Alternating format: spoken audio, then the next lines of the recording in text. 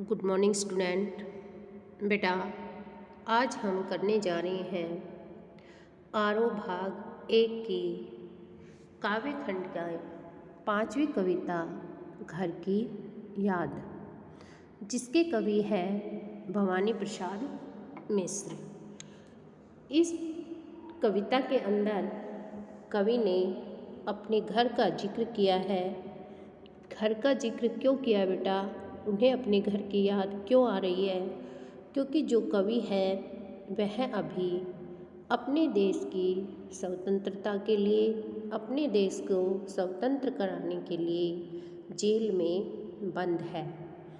और इसमें कवि ने जेल में रहते हुए बेटा अपने घर तथा परिजनों के प्रति संवेदना व्यक्त की है। यानी कि देश की खातिर जो भवानी प्रसाद मिश्र जी है वह अपने आप को असहाय महसूस कर रहा है बेटा।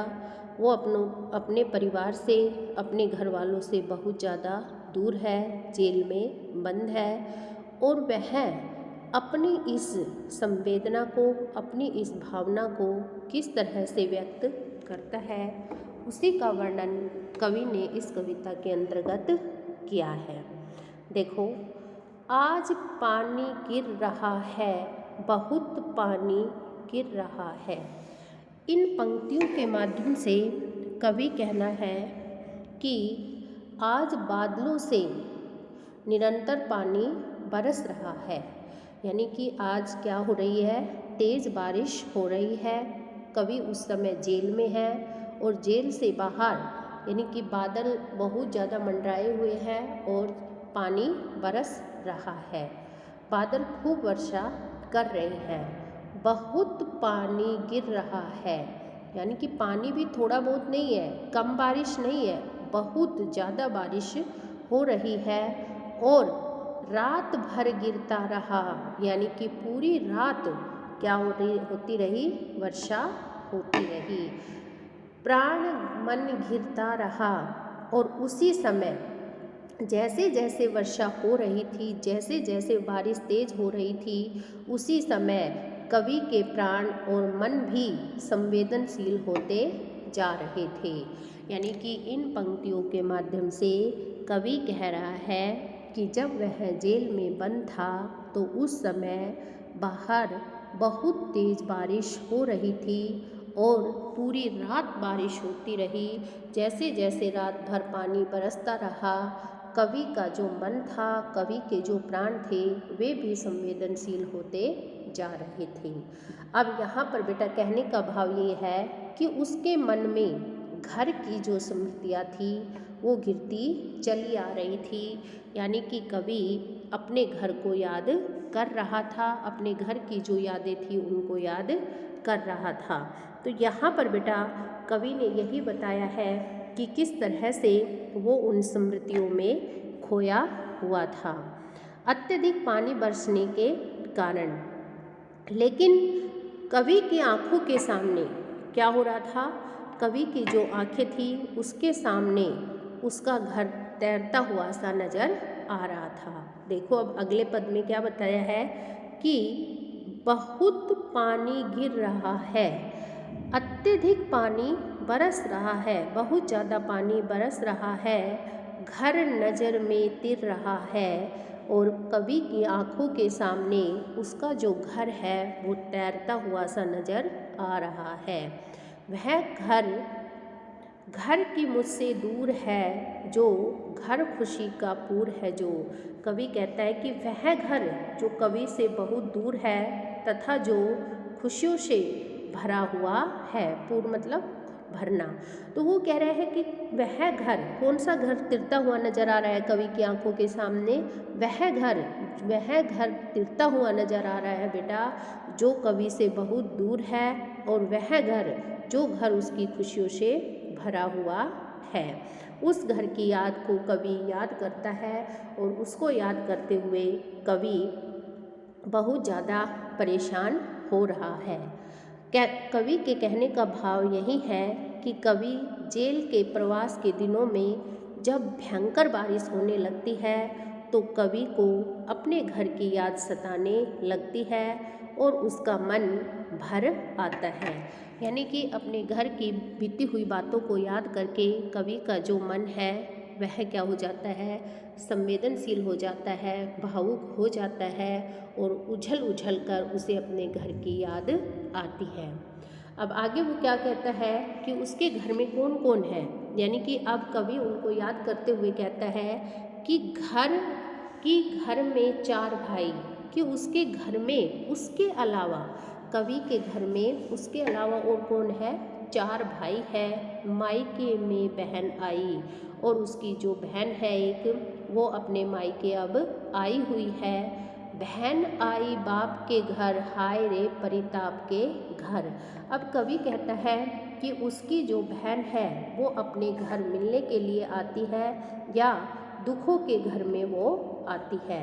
यानी कि कहने का मतलब है कि वो पिता के घर आई है, लेकिन मुझे ऐसा लगता है, अब कवि कहता है कि मुझे ऐसा लगता है कि परिताप मतलब बेटा दुख, कि उसकी बहन बाप के घर नहीं, अपने पिता के घर नहीं, बल्कि दुखों के घर में आई है। क्यों आई है बेटा दुखों के घर में? क्योंकि कवि इसलिए कहना चाहता है कि दुखों के घर में वो इसलिए आई है कि कवि अभी जेल में बंद है और उनके घर के अंदर क्या छाई हुई है, उदासी छाई हुई है। इसलिए कवि को अपना घर नहीं लगता, बल्कि क्या लगता है, एक मतलब कि दुखों का पहाड़ सा टूट पड़ता है, ऐसा कवि को प्रतीत हो रहा है। तो कवि कहता है कवि का घर की घर में सब जुड़े हैं।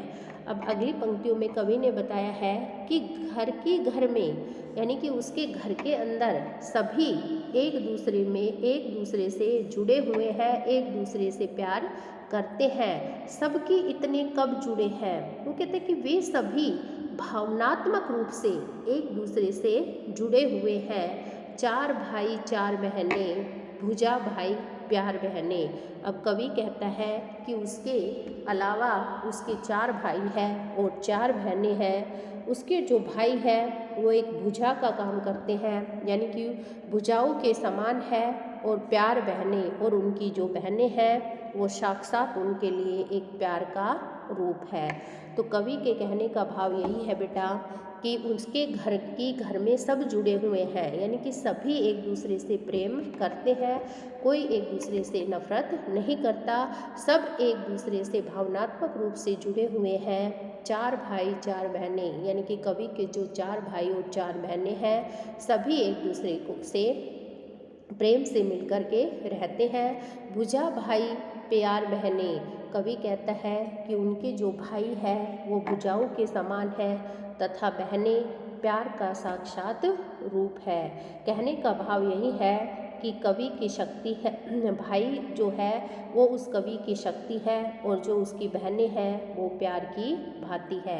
यानी कि उन सबको याद करके कवि अपने आप को असहाय समझता है, और उन सबको यादें करके वो जेल के अंदर बहुत ही ज़्यादा दुखी हो रहा है। अब अगली पंक्तियों में कवि कहता है और माँ बिन पढ़ी मेरी। अब कवि क्या कहता है कि मेरी एक माँ भी है। मेरी माँ क्या है? मेरी माँ बिन पढ़ी मतलब अनपढ़ है। कवि कहता है कि मेरी माँ जो है वो अनपढ़ है, दुख में है गढ़ी मेरी, लेकिन दुख के क्षणों में भी वो मेरे साथ है। यानी कि उसके जीवन में क्या बने हुए हैं? दुख ही दुख भरे हुए हैं। माँ की जिसकी गोद में सिर रख लिया तो दुख नहीं फिर। अब अगली पंक्तियों में कवि कहता है कि जब भी मैं अपनी माँ को याद करते हुए कहता है कि माँ की जिसकी गोद में सिर, जब भी मैं अपनी माँ की गोद में सिर रखता हूँ तो मुझे दुखों की अनुभूति नहीं होती है। यानी कि मैं अपने सारे दुख भूल जाता हूँ। जब भी मैं अपनी माँ की गोद में सिर रखता हूँ तो मैं अपनी सारे दुखों को भूल जाता हूँ, बल्कि मुझे दुखों की अनुभूति नहीं होती है। रख लिया तो दुख नहीं फिर। अब कवि कहता है जब माँ की गोद में सिर रख ही लिया तो मुझे किस प्रकार के दुख। कहने का मतलब यही है कि माँ जब मेरे साथ है तो मैं किसी भी दुखों से नहीं डरता। यानी कि कहने का भाव यही है कि मेरी माँ आनंद और शांति प्रदान करने वाली है, मेरी माँ स्नेह की धारा बहने वाली है और जो यहाँ जेल तक फैली हुई है। यानी कि उनकी माँ का जो प्यार था, प्रेम था, वो आज भी मुझे जेल में भी मिल रहा है और उसके लिए मैं हर मुसीबत झेलने को तैयार हूँ। माँ की जिसकी स्नेह धारा का यहाँ तक भी पसारा। अब कवि कहता है माँ की ममता का, यानी कि माँ की जो प्रेम रूपी धारा है उसका यहाँ तक भी पसारा है। यानी कि उसकी जो ममता है, स्नेह रूपी जो धारा है, वो इतनी व्यापक है कि वो यहाँ तक भी फैली हुई है, यहाँ तक भी पसारा, यहाँ तक भी मतलब जेल तक फैली हुई है। उसे लिखना भी नहीं आता जो कि उसका पत्र पाता। अब कवि कहता है कि मेरी माँ तो बिल्कुल अनपढ़ है, उसे पढ़ना लिखना नहीं आता, इसलिए मुझे माँ का पत्र प्राप्त नहीं हो सकता।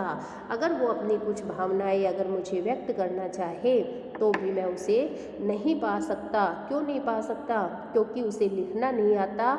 अगर लिखना आता तो वो अपने मन की भावनाएं मुझे अपने पत्र के माध्यम से भेज सकती थी। तो कहने का भाव यही है बेटा कि इन सब पंक्तियों के माध्यम से जो कवि भवानी प्रसाद मिश्र जी है वो अपने दुखों को, अपनी स्मृतियों को याद कर रहा है और याद करते हुए वो अपने पूरे परिवार के बारे में बता रहा है कि उसके परिवार में कौन कौन है और कौन कौन उसकी भावनात्मक रूप से जुड़े हुए हैं और सभी किसी भी प्रकार से एक दूसरे के पूरक नहीं है। पिताजी जिनको बुढ़ापा एक क्षण भी नहीं व्यापा। अब कवि कहता है कि मेरे जो पिताजी हैं वो बूढ़े हैं, यानी कि उनको बुढ़ापा आया है, वृद्धावस्था में तो जा चुके हैं लेकिन उन पर बुढ़ापे का कोई भी असर नहीं है, एक क्षण भी नहीं व्यापा, यानी कि उनको बिल्कुल भी बुढ़ापा नहीं आया है। जो अब भी दौड़ जाए, जो अब भी खिलखिलाए, जो अब भी दौड़ लगा सकते हैं और जो अब भी खिलखिला सकते हैं। कहने का भाव यही है कि मेरे पिता में आज भी नवयुवकों जैसी चुस्ती और फुर्ती और उल्लासता भरी हुई है। मोट के आगे न हिचके, शेर के आगे न बिचके। अब कवि कहता है कि वो बड़े ही साहसी हैं, मौत के आगे आने पर भी वो नहीं डरते हैं, नहीं घबराते हैं और शेर के सामने आ जाने पर भी वो नहीं डरते हैं। यानी कि उनके अंदर क्या भरा हुआ है? साहस भरा हुआ है। वो एक साहसी व्यक्ति है, वो किसी भी तरह की मौत से नहीं घबराते हैं। बोल में बादल गरजता, काम में झंझा लरजता। अब कवि कहता है कि उनकी बोली के अंदर क्या है? बादलों की सी गर्जना है और वो हर आंधी तूफान के समान रहते हैं। यानी कि बोल में बादल गरजता, कहने का भाव यही है कि उनकी जो आवाज़ है वो बादलों की सी गर्जना को लिए हुए है और वो घर के हर काम काज को आंधी तूफान के समान ही गरज, झंझा मतलब आंधी तूफान बेटा, आंधी तूफान के समान ही करते हैं। यानी कि कवि के कहने का भाव यही है कि उनके पिता भले ही वृद्ध है लेकिन उनमें आज भी नवयुवकों जैसी क्या है? दृढ़ता और साहस है, हिम्मत रखते हैं। वो अब भी किसी काम को करने से नहीं घबराते। तो बेटा इन पंक्तियों के अंदर कवि ने अपने घर की याद, यानी कि अपने घर की स्मृतियों को याद किया है और जेल में रहते हुए वे अपने घर की यादों को याद करते हुए बहुत ज़्यादा दुखी हो रहे हैं। तो यही थी